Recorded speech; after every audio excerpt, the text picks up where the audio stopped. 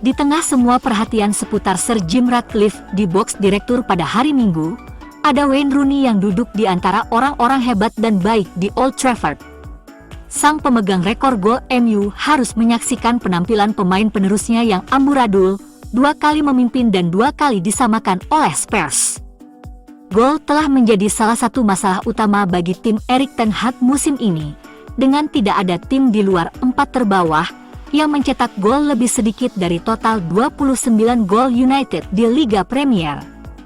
Rasmus Højlund, yang didatangkan dengan harga 72 juta pound pada musim panas, hanya mencetak 1 gol di liga menjelang pertandingan ini.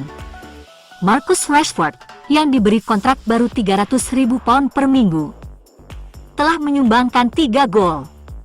Setidaknya, Ratcliffe melihat beberapa tanda positif bahwa itu mungkin akan menjadi uang yang dibelanjakan dengan baik, karena kedua penyerang tersebut berhasil mencetak gol melawan Tottenham. Sama pentingnya, mereka juga terlibat dalam 2 gol itu. Bukti nyata pertama dari berkembangnya kemitraan mereka. Ada kalanya musim ini ketika United terlihat seperti sekelompok orang asing yang bertemu untuk pertama kalinya sebelum kick-off. Pendukung MU sukacita saat laju Rashford ke dalam kotak penalti dihentikan oleh pertahanan Spurs pada menit ketiga, namun bola lepas untuk Højlund yang membenturkannya ke bagian atas gawang untuk mencetak gol keduanya secara berturut-turut. Pemain Denmark itu memberi umpan baliknya ke Rashford 6 menit sebelum jeda, dan pemain nomor 10 United itu melakukan sisanya.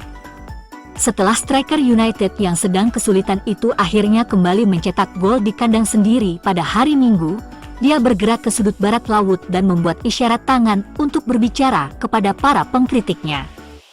Dari meditasi hingga kemarahan, segalanya membaik untuk Ten Hag. Lisandro Martinez masuk dari bangku cadangan dan mendapat sambutan bak pahlawan setelah 4 bulan absen.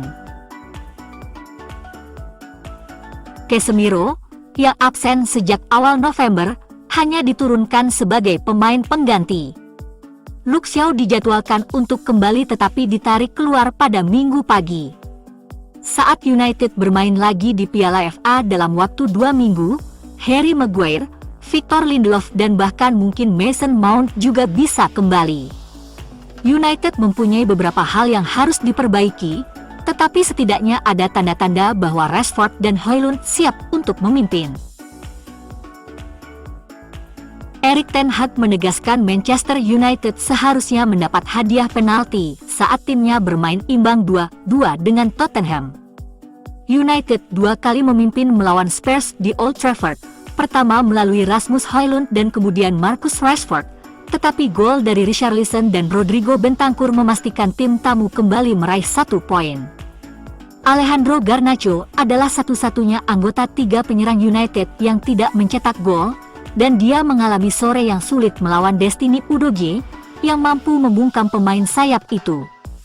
Namun, Garnacho merasa dia seharusnya mendapat penalti di babak pertama, ketika dia dipeluk dari belakang oleh Udogie di kotak penalti. Tantangan tersebut bahkan tidak diperiksa oleh VAR. Sebuah keputusan yang membuat bos United kesal ketika berbicara pasca pertandingan.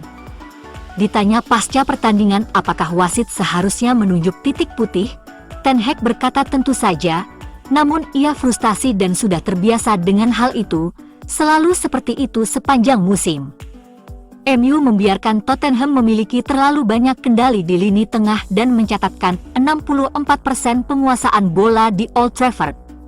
Spurs juga mempunyai tembakan tepat sasaran 3 kali lebih banyak, sementara United kesulitan mengatasi tim asuhan Ange Postecoglou dari bola mati, dengan Richarlison mencetak gol dari tendangan sudut di babak pertama. Sundulan Romero membentur Mistar menjelang turun minum dan Diogo Dalot terpaksa membersihkan garis untuk selamatkan timnya. United duduk di urutan ke-7 dalam klasemen setelah hasil imbang hari Minggu dengan Spurs, terpaut 8 poin dari Arsenal di urutan ke-4 setelah memainkan 1 pertandingan lebih banyak.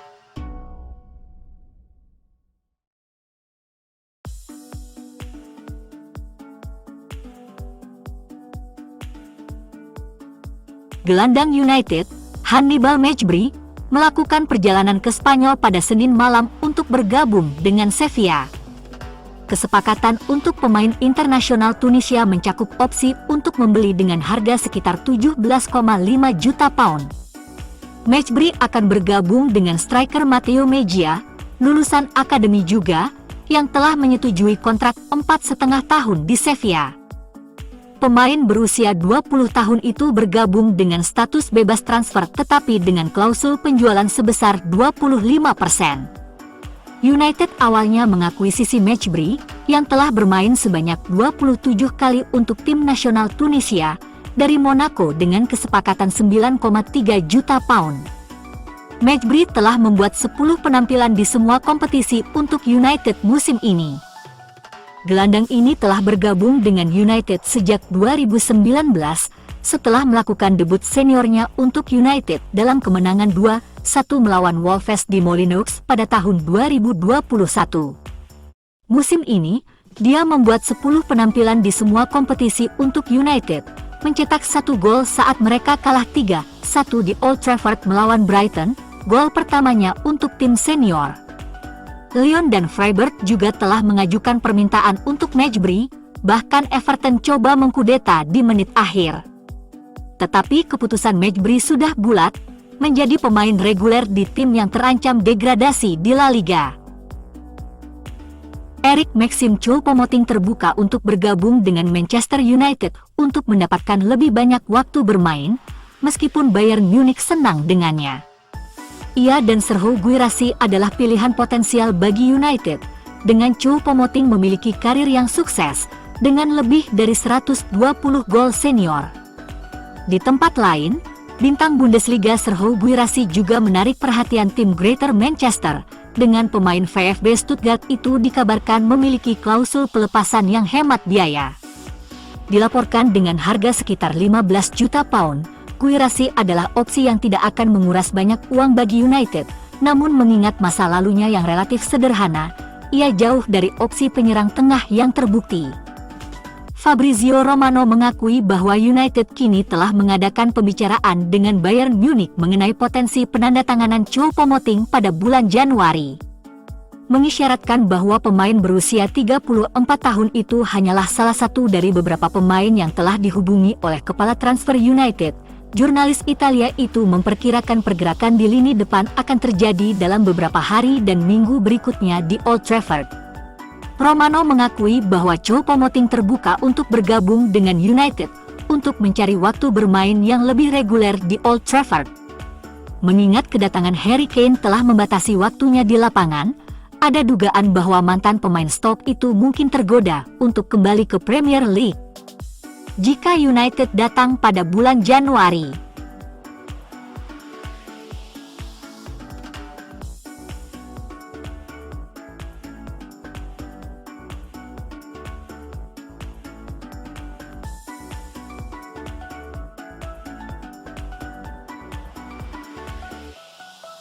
Pengeluaran berlebihan Manchester United mendapat kecaman dalam beberapa tahun terakhir, dan komentar mantan pencari bakat senior Brian King semakin memperburuk masalah ini di Old Trafford. Dia mengklaim bahwa Setan Merah membayar 44 juta pound lebih banyak dari yang seharusnya ketika memperoleh layanan Andre Onana selama jendela transfer musim panas. United mengalami awal musim yang goyah, dan sebagai akibatnya timbul pertanyaan serius mengenai rekrutmen mereka. Biaya besar yang dikeluarkan untuk Antony, Rasmus Højlund dan Casemiro tidak membuahkan hasil, menyebabkan departemen transfer Erik ten Hag mendapat kecaman. Penandatanganan Onana juga menjadi perbincangan utama di Theatre of Dreams musim ini, dengan pemain internasional Kamerun itu berjuang untuk menemukan performa terbaiknya di Liga Premier. Sang kiper telah melakukan beberapa kesalahan yang merugikan sejak bergabung dengan United, sehingga menimbulkan perdebatan mengapa ia dianggap sebagai penerus ideal David De Gea. Ten Hag bersikeras untuk mengontrak Onana, setelah bekerja dengan pemain berusia 27 tahun itu di Ajax dan terkesan dengan kesediaannya untuk bermain dari belakang. Namun, klub tidak perlu mengeluarkan uang sebesar 50 juta pound untuk mengontrak kiper tersebut, karena mantan pencari bakat Tottenham, Brian King, telah mengungkapkan bahwa Inter Milan akan menerima tawaran hanya sebesar 6 juta pound. King mengklaim seorang temannya mengenal direktur olahraga Inter Milan. Mereka siap melepas Onana dengan harga sekitar 6 juta pound. Lalu, tiba-tiba, sebuah email datang menawarkan lebih dari 50 juta pound untuknya. Tentu saja, mereka tidak akan meminta MU untuk menyesuaikan kembali tawaran mereka.